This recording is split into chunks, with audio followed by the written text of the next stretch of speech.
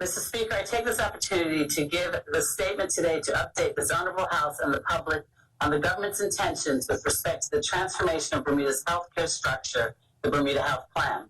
Honorable members will recall prior to the onset of the coronavirus pandemic, this government committed to engaging healthcare professionals, public and private insurers, local and international business, and the general public regarding a new path for the provision of healthcare services for our Bermuda community. The aim is to ensure equitable access to necessary healthcare services, contain healthcare costs, and engage prevention and health promotion strategies to produce better health outcomes. Mr. Speaker, as many are aware, Bermuda's current health system is at a breaking point with unsatisfactory health outcomes and unsustainable cost increases. Too many of us are uninsured, underinsured, or struggling to cope with soaring health premiums and copays. The catastrophic impact of COVID-19 on the island's economy is directly felt by public and private healthcare providers and their patient base, as well as the funding methods which underpin the system. Mr. Speaker, the Bermuda Health Plan will progress health reform, and I want to highlight some of the components the community will be hearing more about in the coming months. Mr. Speaker, the transformation to universal health coverage through the Bermuda Health Plan will be rooted in the organizing principles of integrated care and delivered via a single payer mechanism. Integrating health services across the continuum of care, that is private, public health, mental health, acute and post-acute care, and community services, will contribute to improved health outcomes and greater resiliency in times of disaster.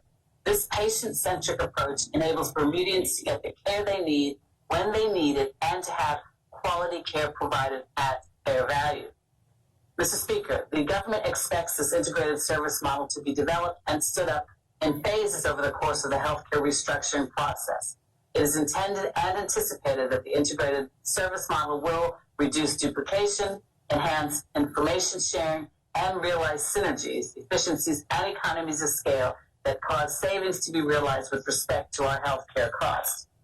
Mr. Speaker, however, the development and implementation of universal health care is a task to be achieved over a number of years. We expect to see many benefits to undertaking these reforms, including this shift to an integrated care model that is based on proactive, preventative, out-of-hospital services rather than one that is based on reactive, high-cost hospital care. Mr. Speaker, as we work through this complex undertaking, we are seeking to establish close working relationships with key stakeholders.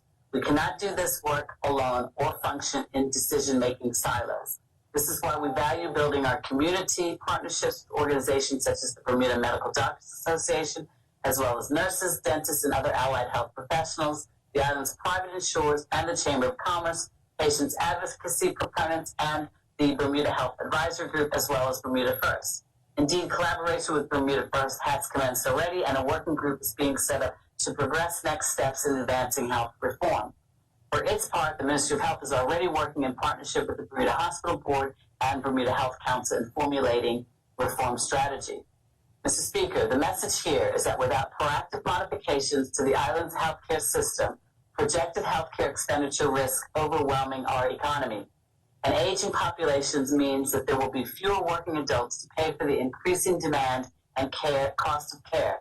If nothing is done, we will see deteriorating healthcare outcomes and overwhelming financial challenges for Bermuda. The challenge of rising demand and changing demographics faced by our health system requires transformative reform.